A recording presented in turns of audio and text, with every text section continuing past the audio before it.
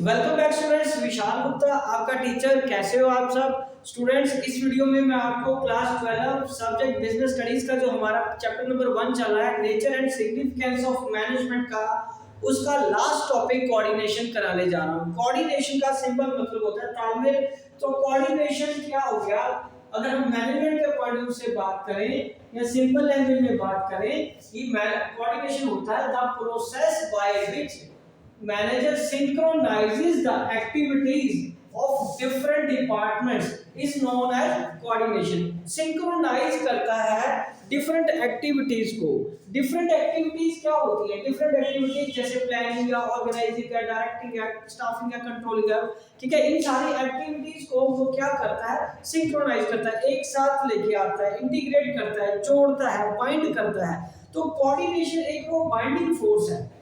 Coordination एक वो binding force है जो सारे फंक्शंस को, आपके सारी एक्टिविटीज को एक साथ जोड़ती है और सबको एक साथ लाती है, ठीक है जी। उसको हम क्या बोलते हैं? कोऑर्डिनेशन। तो गाइस, कोऑर्डिनेशन को अंडरस्टैंड करने के लिए आपको क्या करना पड़ेगा? कोऑर्डिनेशन तो जैसे हमें पता है कि हम उसको सिक्स्थ फंक्शन भी बोल सकते हैं। सिक्स्थ फंक्शन कौन सा हो गया? पहला फंक्शन है हमारा प्लानिंग का, दूसरा कौन सा? ऑर्गेनाइजिंग, तीसरा स्टाफिंग, चौथा डायरेक्टिंग, पांचवा स्टाफ कंट्रोलिंग, ठीक है। इन सभी को कौन सा पोर्शन है जो जोड़ता है? इन सभी को जो जोड़ता है उसको हम एक अनदर फंक्शन जोड़ता है, उसको कोऑर्डिनेशन भी बोलते हैं, ठीक है। तो कोऑर्डिनेशन को सिक्स फंक्शन के रूप में भी जाना जाता है। हाँ, कोऑर्डिनेशन को अंडरस्टैंड करने के लिए आपको तीन चीजों पे फोकस करना पड़ेगा। एक है coordination the essence of management, उसके बाद नेचर ऑफ कोऑर्डिनेशन, और उसके बाद इंपॉर्टेंस ऑफ कोऑर्डिनेशन, ठीक है जी। तो सबसे पहले हम बात करेंगे एसेंस ऑफ मैनेजमेंट के फॉर्म में कोऑर्डिनेशन क्या चीज होती है।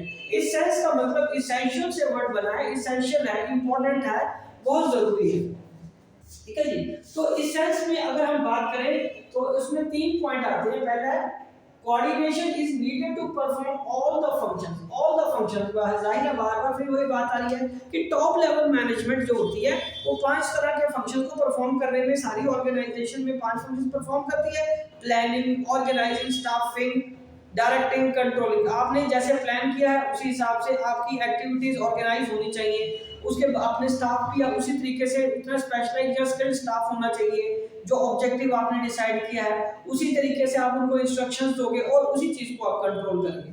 तो वो क्या है? Coordination is needed to perform all the functions. तो all the level, coordination is required at all the levels. All the levels का मतलब है जैसे कि लेवल डिफरेंट लेवल्स है, आपको पता है।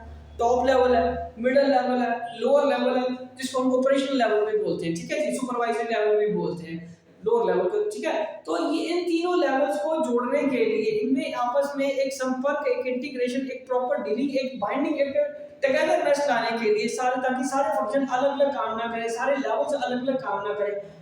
टॉप मैनेजमेंट वाले अपने आप को ज्यादा ऊंचा समझते रहें, लोअर लेवल वाले थोड़ा अपने आप को डाउन समझते रहें, नहीं, इस तरीके से ऑर्गेनाइजेशन नहीं चले जाएगी। सबको हार्मोनाइज करना पड़ेगा, अपने आप को, एटीट्यूड को इस तरीके से लाना पड़ेगा कि एक टीम वर्क में कैसे काम किया जा सकता है। तो कोऑर्डिनेशन क्या होगा? सारे लेवल पे जरूरी है।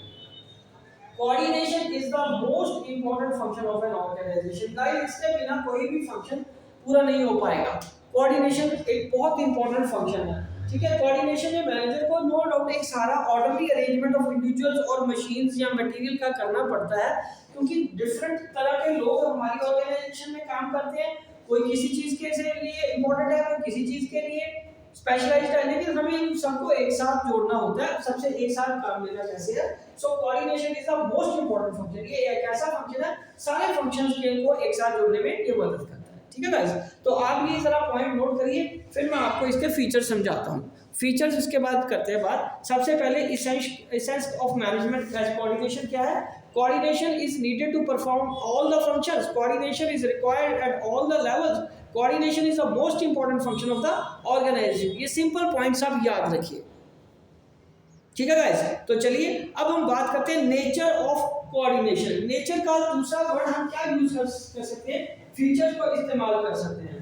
तो इसके लिए सबसे पहले फिर वही आ गया, नेचर क्या कहते हैं कि इट इंटीग्रेट्स ग्रुप एफर्ट्स। सारी टीम के एफर्ट्स को जोड़ता है। सारी टीम मैनेजमेंट, आपको पता है, एक ग्रुप एक्टिविटी है। सारी टीम जब एक साथ नहीं जुड़ेगी तब तक ऑर्गेनाइजेशन सक्सेसफुल नहीं हो पाएगी, तब तक आपकी planning, organising, staffing, directing, controlling अधूरी रहेगी, वो कंप्लीट नहीं हो पाएगा पूरा, आपके एफर्ट्स बेकार जाएंगे। इंश्योर्स यूनिटी ऑफ एफर्ट्स, सारे हर टीम का बंदा मतलब हर मैनेजर हर डिपार्टमेंट अलग अलग मेहनत कर रहा है, अपनी इंडिविजुअल डिपार्टमेंट के ऊपर काम जो उसको मिला वो उसको परफॉर्म कर रहा है, लेकिन उन कोऑर्डिनेशन एक वो डोमेन है, एक वो फोर्स है जो सारे एफर्ट्स को एक साथ जोड़ती है। कोई इंजीनियरिंग डिपार्टमेंट का है, कोई मार्केटिंग डिपार्टमेंट का है, कोई अकाउंट्स डिपार्टमेंट का है, कोई परचेज या स्टोर्स डिपार्टमेंट का है, सबको एक साथ जोड़ने में मदद करता है। एक यूनिटी ऑफ एफर्ट्स को जोड़ता है कोऑर्डिनेटर ऑफ कोऑर्डिनेशन। उसके बाद कॉन्टिन्यूस प्रोसेस है, कोऑर्डिनेशन एक कॉन्टिन्यूस प्रोसेस है, ये नहीं रुकने वाला, ये लगातार चलने वाला फंक्शन है। ये कई बार हो सकता है इसकी डिग्री थोड़ी चेंज हो जाए, कई बार कम कोऑर्डिनेशन की जरूरत है, किसी वक्त ज्यादा कोऑर्डिनेशन की जरूरत है, लेकिन कोऑर्डिनेशन की जरूरत हमेशा रहती है। कोऑर्डिनेशन के बिना हम कुछ परफॉर्म नहीं कर पाएंगे। उसके बाद है परवेसिव फंक्शन। परवेसिव का मतलब फिर यूनिवर्सल हो गया, all functions, all levels, all type of organization, हर तरह की ऑर्गेनाइजेशन में भी कोऑर्डिनेशन की जरूरत पड़ती है। रिस्पांसिबिलिटी ऑफ ऑल मैनेजर, ये सिर्फ एचआर मैनेजर की जिम्मेदारी नहीं है, ये सिर्फ फाइनेंस मैनेजर की जिम्मेदारी नहीं है, ये सिर्फ मार्केटिंग मैनेजर की जिम्मेदारी नहीं है। हर डिपार्टमेंटल हेड जिसको कि हम मैनेजर बोलते हैं, ये उन सब की कलेक्टिव जिम्मेदारी बनती है कि एक साथ टीम्स को लेके चले, अपनी अपनी टीम्स को, ताकि ग्रुप गोल को अचीव इजीली किया जा सके कोऑर्डिनेशन में। ठीक है जी। और उसके बाद डेलिब्रेट फंक्शन। डेलिब्रेट फंक्शन का मतलब है कि ये सोच समझ के अपने आप होने वाला काम नहीं है, सोच समझ के करने वाला काम है, सोच समझ के प्लान करके चीजों को एक साथ लाने वाला काम है। ऑटोमेटेड काम नहीं है कि अपने आप कोऑर्डिनेशन हो जाएगी, अपने आप कोऑर्डिनेशन नहीं होती, ना ही कोई एक अकेला व्यक्ति कोऑर्डिनेशन कर सकता है। ये सोच समझ के किया जाने वाला काम है, सबकी मदद से, सबकी इन्वॉल्वमेंट से ही हो पाता है। ठीक है, तो ये आ गया नेचर ऑफ कोऑर्डिनेशन। तो गाइस इसके जरा पॉइंट्स को अंडरस्टैंड करिए। इसके पॉइंट्स क्या है, मैं दोबारा रिपीट कर रहा हूँ। Integrates group efforts, it ensures unity of efforts. तीसरा, इट्स ए कॉन्टिन्यूस प्रोसेस। उसके बाद ये एक परवेसिव फंक्शन है, responsibility of all managers and deliberate functions. तो अब हम लास्ट में इसका डिस्कस करेंगे importance of coordination. Importance of coordination में सबसे पहले क्या गाइस आता है, ग्रोथ इन द साइज।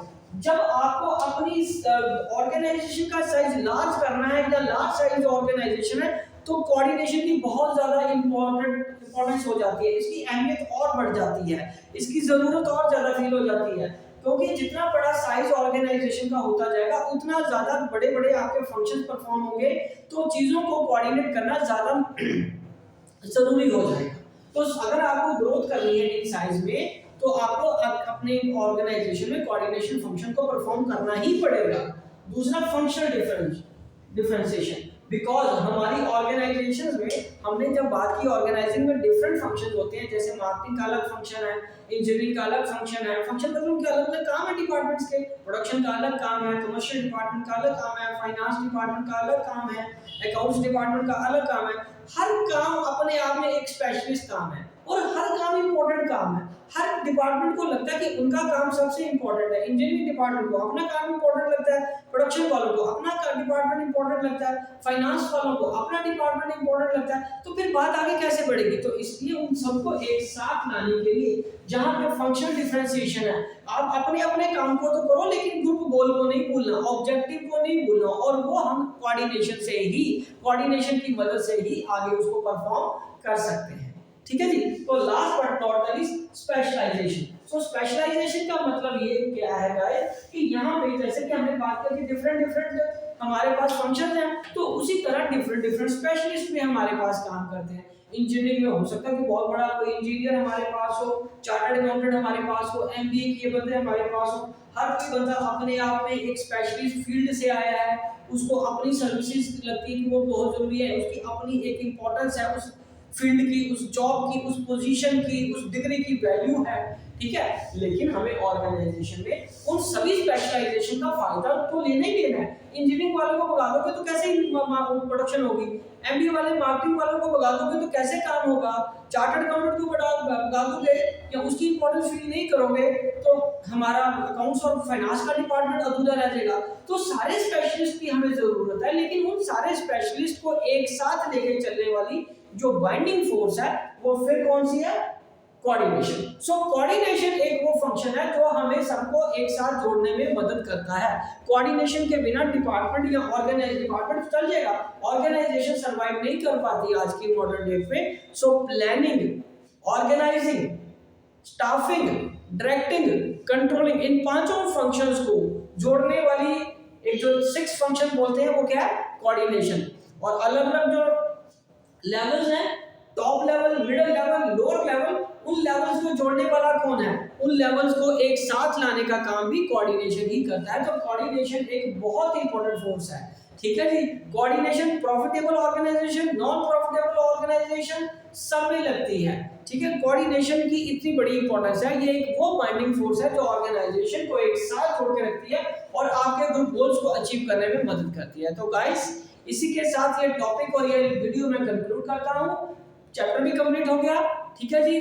तो आई होप कि आपको अच्छे से समझ आ गया होगा। आप इसी तरह मेरे चैनल को सब्सक्राइब करके वीडियोस देखते रहिए और अपना कोर्स कंप्लीट करते रहिए। Wishing you good luck.